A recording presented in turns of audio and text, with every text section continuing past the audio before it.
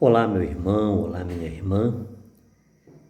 Que a paz do Divino Mestre Jesus continue a reinar em nossos corações e vamos falar um pouco sobre a Sagrada Liturgia desta quinta-feira.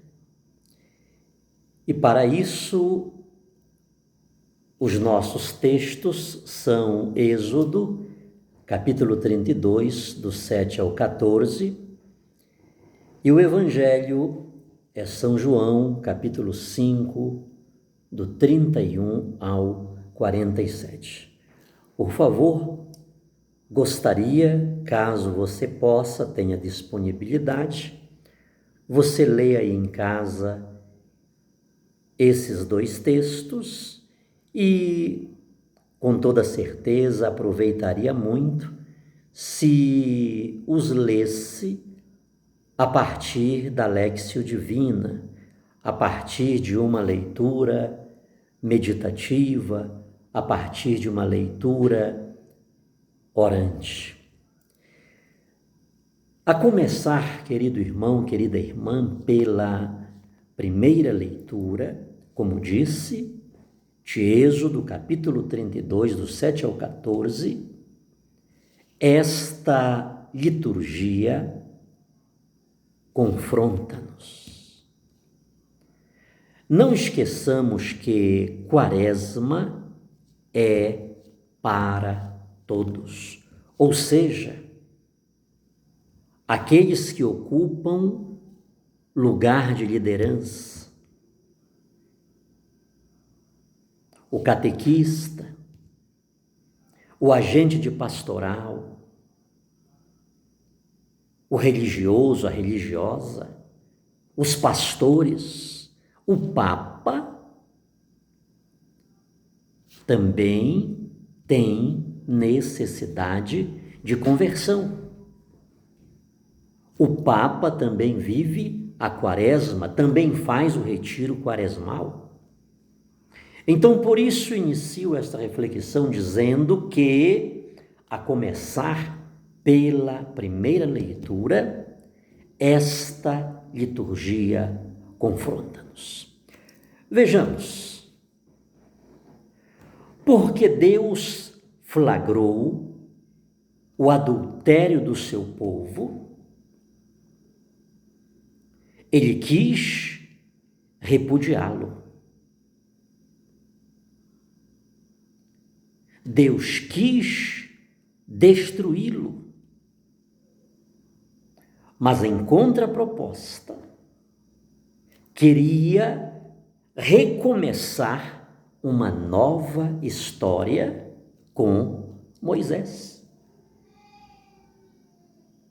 Não esqueçamos que Moisés estava no monte, falando com Deus, recebendo as instruções divinas, recebendo as tábuas da lei. Enquanto ele está no monte, em comunhão com Deus, recebendo os mandamentos de Deus, cá embaixo, o povo fabrica um bezerro de ouro, mas até aí tudo bem. O problema é que eles dizem, em sua adoração, este é o Deus que nos tirou do Egito. Então observe este paradoxo.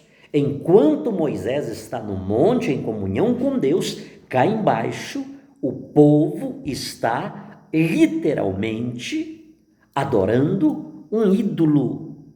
Isto é idolatria. Literalmente. Mas não é este ponto que vamos trabalhar. Prestemos atenção também que Moisés não estava sabendo de nada do que estava a ocorrer no acampamento. É o próprio Deus, que tudo sabe, que tudo conhece, que o avisa. É Deus quem diz para Moisés: desce, porque o teu povo se corrompeu. Então, porque Deus flagra o seu povo em adultério, juntando-se, misturando-se, promiscuindo-se com um ídolo, com um falso Deus, ele decide destruir aquele povo. Mas, por outro lado, ele quer recomeçar uma nova história com Moisés. Querido irmão, querida irmã, por que será que o povo,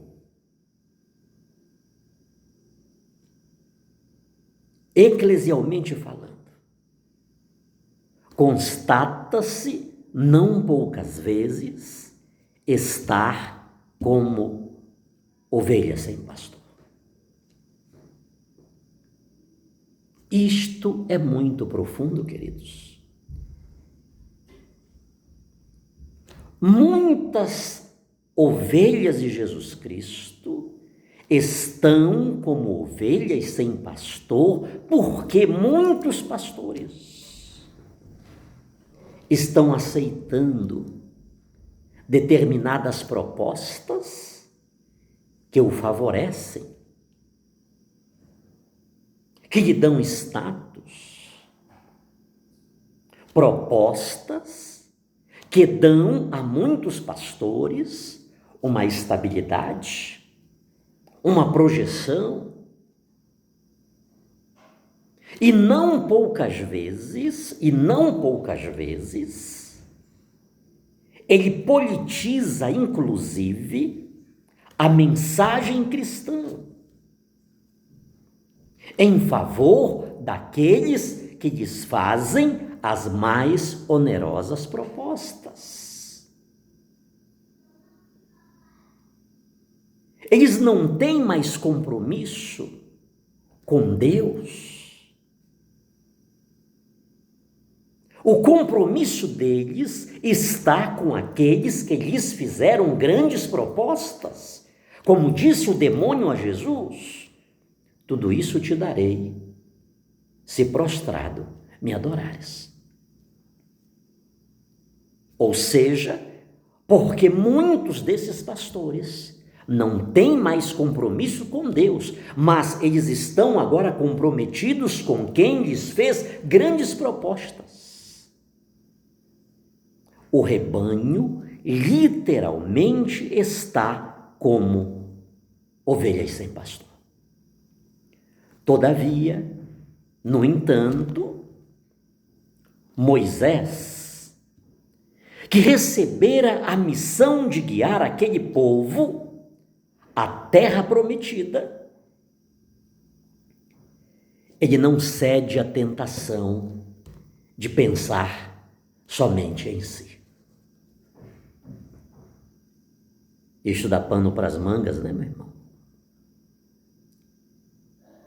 Quantos líderes religiosos, quantas pessoas que estão à frente do rebanho, esqueceram-se daquele dia em que receberam a investidura, o sacramento da ordem,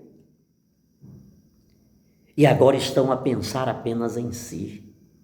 E por favor, isto aqui não acontece apenas com um sacerdote, com um bispo, com um arcebispo, não. Mas todos estamos incluídos aqui. Eu estou incluído como pai de família, estou incluído como catequista, como ministro extraordinário da comunhão. Quantas pessoas que almejavam ser ministra extraordinária da comunhão, mas depois de algum tempo perdem o encanto, depois de algum tempo, banalizam o Santíssimo Sacramento do altar. Muitos, imponentemente, vão à Santa Missa para distribuir a comunhão, mas são incapazes de se curvar diante de Jesus Cristo em adoração. Já não mais reconhecem Jesus em corpo, sangue, alma e divindade.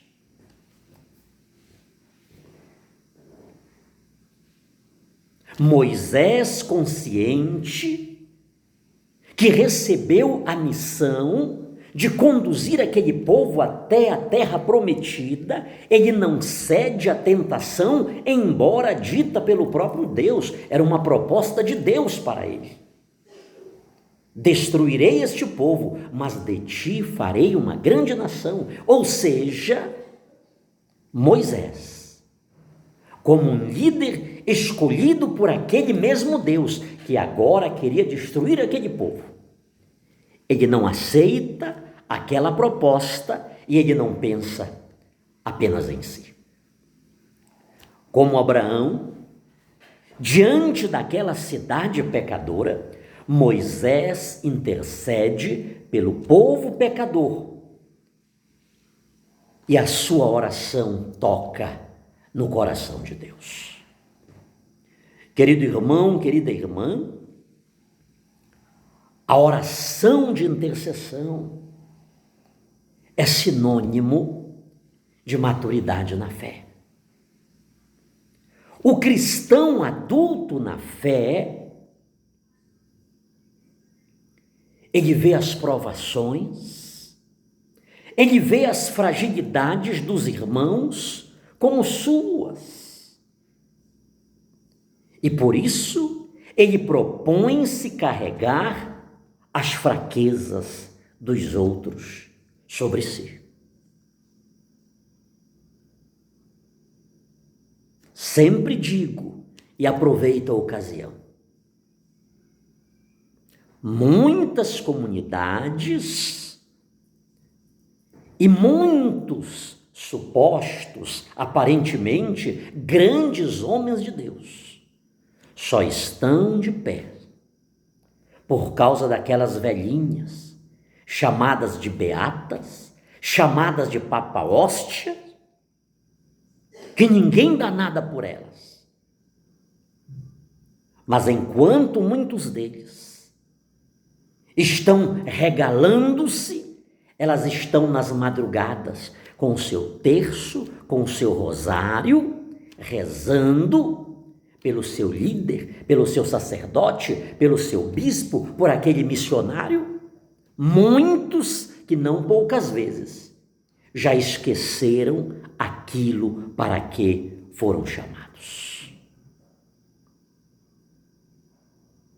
O intercessor é esta, que carrega as dores, as fragilidades dos outros sobre os seus ombros. Então, a oração de intercessão, ela tem a ver com a maturidade da fé. Ela tem a ver com uma adultez cristã, com uma consciência madura cristã, que me faz compreender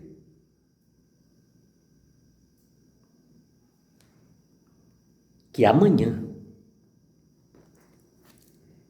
eu posso estar prostrado, eu também posso estar caído,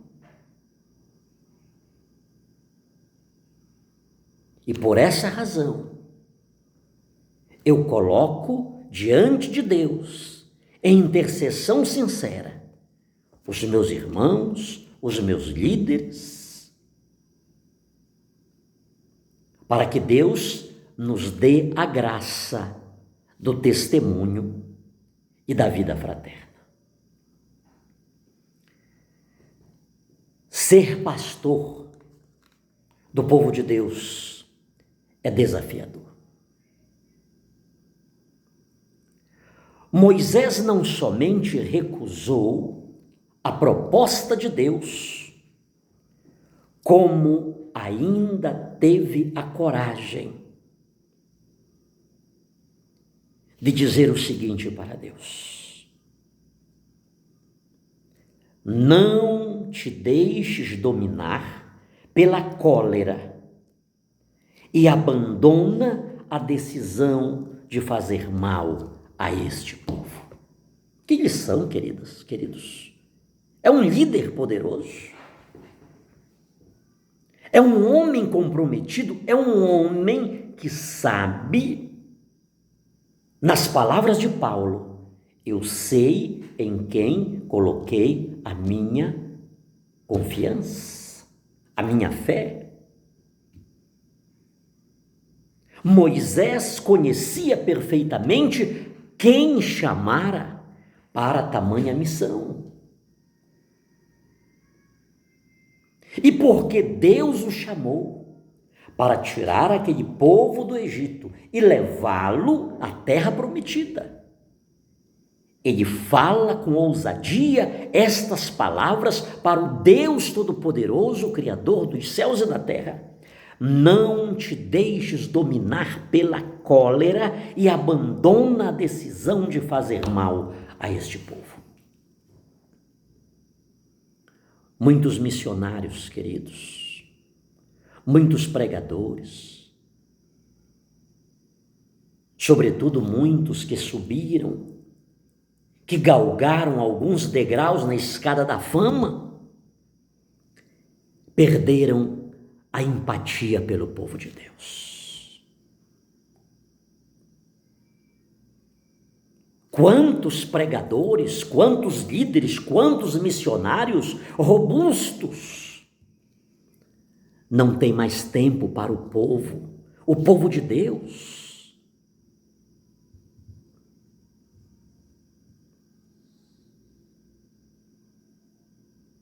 O povo que os aplaude, o povo que vence distâncias, que anda quilômetros para ver aquela pessoa, aquele pregador, para receber dele uma bênção. Aquele povo que compra os seus álbuns, os seus livros, os seus produtos. Muitos desses líderes não têm mais tempo para esse povo. Não tem tempo para fazer uma foto, não tem tempo nem mesmo para escrever uma palavrinha ali naquele livro que vendeu para aquela pessoa. Isto é sério, queridos irmãos. Isto é extremamente sério. Muitas pessoas estão suadas, muitas pessoas têm um hálito não agradável, muitas pessoas estão mal vestidas, muitas pessoas são pegajosas, e o certo é que muitos de nós perdemos a empatia, perdemos o interesse. Que lição! Nesta quaresma, o gago Moisés se nos dá.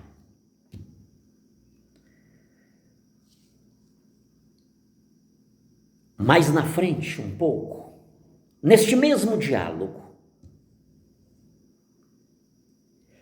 em uma decisão radical, Moisés teve a coragem. Esse nosso Deus, o Deus de Moisés, o Deus de Jesus Cristo, o Deus que nós adoramos, ele só pode mesmo ser cheio de compaixão, um Deus compassivo, um Deus cheio de misericórdia. Porque veja o que Moisés teve coragem de dizer para Deus.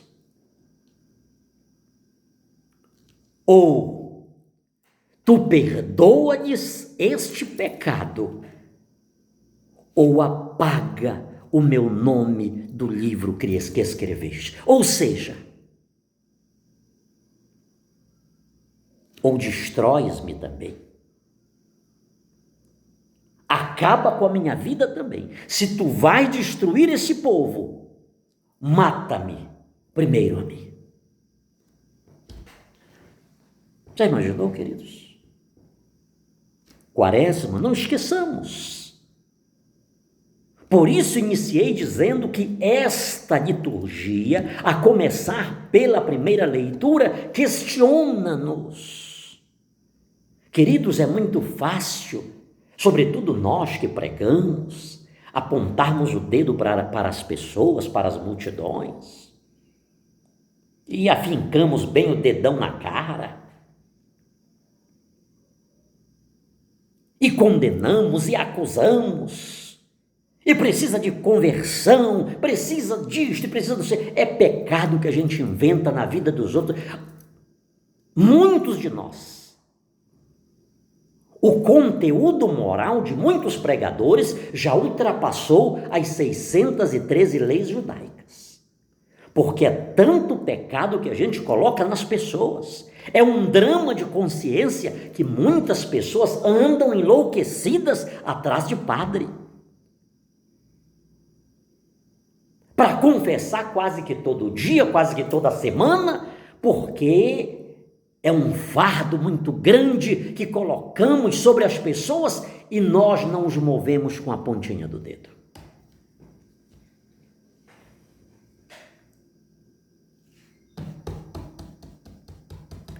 Ou perdoa-lhes este pecado, ou apaga o meu nome do livro que escreveste. Destrói também a mim. Que palavra, que mensagem, que ensinamento para nós, que muitas vezes só fazemos apontar o dedo para as outras pessoas e achamos que estamos de fora. Achamos que não precisamos de conversão, somos daqueles que dizemos, não sou como os demais pecadores.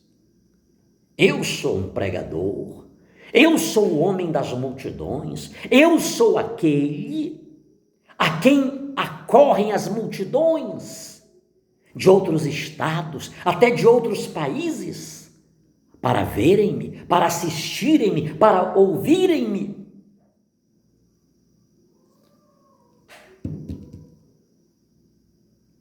Isto é Quaresma, queridos irmãos. E não esqueçamos que na época de Jesus Cristo não foi diferente. Mas Jesus Cristo, ele é o novo Moisés.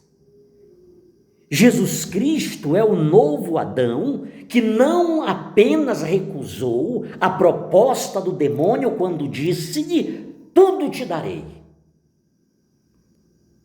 se fizeres a minha vontade. Tudo te darei, se deixares de ser missionário. Tudo te darei, se deixares de anunciar esse evangelho. Tudo te darei, se desobedeceres esse Deus Todo-Poderoso.